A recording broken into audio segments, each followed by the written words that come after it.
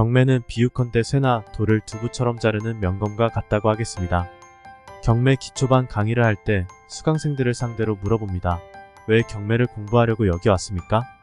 그러면 반 정도는 고개를 숙이고 있고 한두 명은 내 집 마련을 목적으로 하기도 하고, 또 어떤 사람은 투자를 통해서 돈을 좀 벌어보려는 사람도 있고, 직장에서 퇴직한 사람은 직업으로 대체가 가능한지를 살펴보기 위해서 공부하는 사람도 있습니다. 가보지 않은 길에 자신감을 가지기는 누구나 힘든 일일 겁니다. 하지만 이미 이렇게 경매의 길에 앞장서서 가본 입장에서 제가 감히 말을 하자면 경매 공부를 하는 목적을 처음부터 거창하게 정해야 한다는 겁니다. 그저 내 집 마련이나 하고 돈이 된다고 어디서 들은 바가 있으니 나도 그 대열에 참여했으면 좋겠다는 정도의 기대감으로 공부를 하는 것은 좋지 않다는 겁니다. 자, 정리를 하겠습니다. 지금 명심해야 할 것은 경매를 절대로 흔하디흔한 재테크 중 하나로 인식해선 안 된다는 겁니다. 경매는 본인 스스로가 부자 마인드가 없다면 절대로 성공할 수 없으며, 경매 투자는 곧 인생관과 같아서 뛰어난 인생관을 가진 사람은 경매를 잘할 것이고, 뒤떨어진 인생관을 가지면 경매를 잘못할 것이라는 겁니다. 특히 퇴직한 사람들이 직장 개념으로 대체하고 싶어서 경매 공부를 시작했다면 더더욱 목적이 거창하고 뚜렷해야만 한다는 겁니다. 생각을 확 바꾸지 않으면 경매 투자에서 성공도 직업적인 가능성도 찾기는 어렵기 때문이죠. 명검이 있다면 이 명검은 전쟁터에서 사용해야 할까요? 부엌에서 재료를 다듬는데 써야 할까요? 명검은 역시 전쟁터에서 빛을 발할 겁니다. 그렇다면 명검의 주인은 누가 되어야 할까요? 칼을 들 힘도 없고 동작도 느리고 패기도 없는 졸병이 들어야 할까요? 아니면 힘도 좋고 용기도 높은 대장부가 들어야 할까요? 하수가 명검을 잠시 소유했다고 하더라도 잠시 후엔 주인이 바뀌어 있을 겁니다. 명검을 다스릴 수 있고 소유할 수 있는 것은 오직 고수만이 가능한 것이지요. 그렇다면 여러분이 스스로 질문해 보십시오. 내가 고수인지 하수인지 말입니다. 스스로 생각해서 내가 경매 투자를 해서 성공할 수 있는 소질이 있는지, 아니면 자신이 없고 영 소질도 없어 보이는지 말입니다. 우리가 아이들에게 무조건 너는 판검사 아니면 의사해 라고 부모님들이 우긴다고 해서 그렇게 됩니까? 아이들의 적성이 직업에 맞는지 검토해봐야 하지 않을까요? 변호사 하다가 갑자기 그만두고 다른 일 하는 사람도 있지요. 그 사람에게 물어보면 뭐라고 합니까? 적성이 안 맞아서 그런다고 합니다. 그 적성이란 것이 바로 경매 투자에서도 필요합니다. 여러분은 모르겠지만 저의 눈에는 수강생들과 대화 몇 마디만 해봐도 이 사람은 돈 좀 벌겠다 아니다 정도는 그냥 보입니다.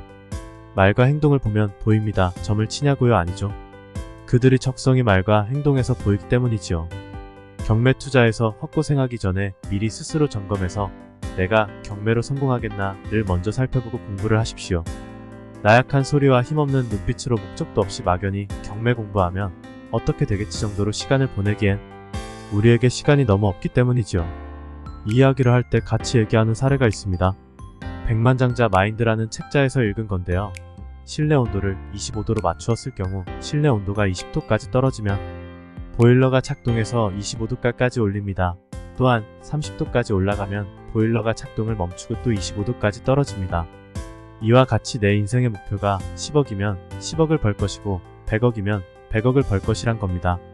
로또를 맞아서 하루아침에 몇십억 부자가 되어도 몇 년 지나면 도로 가난해지는 경우를 TV에서 보지 않습니까? 자기의 그릇은 다 정해져 있는 것이 아닌가 싶기도 하지요. 그렇다고 운명론으로 받아들이면 안 되겠죠. 자신이 정해놓은 목표치가 분명하다면, 진정으로 간절히 원한다면 반드시 부자로 살 수밖에 없음을 알아야 합니다.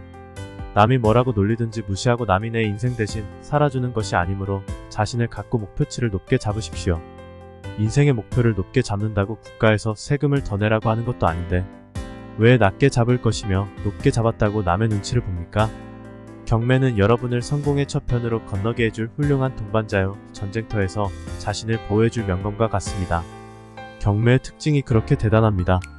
주식처럼 시간대별로 올랐다 내렸다를 불안하게 반복하지 않습니다. 아무것도 마음 놓고 믿을 수 없는 이 세상에서 믿고 의지할 수 있는 몇 안 되는 것들 중 하나입니다. 이렇게 훌륭한 무기인 경매를 공부하면서 아직도 우물쭈물 하시겠습니까? 두 팔을 걷고 어디 한번 내가 이 무기를 들고 힘차게 휘둘러 봐야지 하고 용기를 내시겠습니까? 또한 경매는 경부고속도로와 같습니다. 우리가 서울에서 부산으로 가는 길은 셀 수 없는 많은 길이 있습니다. 예전에 개그맨 전유성 씨가 서울에서부터 시내버스를 타고 전국을 누빈 얘기를 들은 적이 있습니다. 시내 버스를 타고 시의 경계로 가서 또 다른 버스를 갈아타고 다녔더군요. 이렇게 다니는 경우도 있겠지만 또 어떤 사람은 배낭을 메고 걸어서 갈 수도 있습니다. 뭐 글로 다 일일이 언급할 수도 없을 만큼 많은 방법과 많은 길들이 존재할 겁니다. 그러나 그 많은 길들 중 가장 스트레스 받지 않은 방법이 하나 있습니다. 그것은 바로 경부고속도로를 이용해서 차로 가는 방법입니다. 자신의 위치가 어디든지 간에 고속도로로 진입만 하기만 하면 결국 언젠가는 부산에 도착하게 되기 때문입니다. 어떤 사람은 800cc급 경차를 타고 어떤 사람은 5000cc급 대형차를 타고 간다고 가정을 해봅시다. 경차를 탄 사람이 반드시 대형차를 탄 사람보다 늦다고 볼 수도 없을 겁니다. 대형차를 탄 사람이 간밤에 잠을 설쳐서 운전 중 자주 휴게소에 들어가서 잠에 취할 수도 있을 겁니다. 그러나 경차를 탄 누군가는 부지런히 운전해서 부산에 제 시간에 도착할 수도 있을 겁니다. 또 누군가는 열심히 부산까지 가다가 마음이 변하거나 다른 원인으로 인해서 다시 서울로 돌아갈 수도 있을 겁니다. 경매를 이런 경부고속도로에 비교한 이유는 이와 같습니다. 부산이라는 부자의 문에 꼴이 나기 위해서는 다양한 방식인 재테크를 선택하고 실행할 수는 있을 겁니다만 가장 효율적이고 가장 단순하면서 편하게 부자의 길에 들어설 수 있는 경부고속도로와 같은 재테크는 경매투자라는 것입니다. 쉽게 말하면 경매투자를 매일 밥 먹듯이 하는 사람이나 몇 년에 한 번씩 정기적으로 하는 사람이나 누구 할 것 없이 빠르냐 늦느냐의 차이가 있을 뿐 어찌됐든 부자의 길로 들어설 것이라는 겁니다. 경매는 곧 경부고속도로와 같아서 선택하기만 하면 부자로 살고 싶은 여러분의 꿈을 반드시 실현해 줄 겁니다.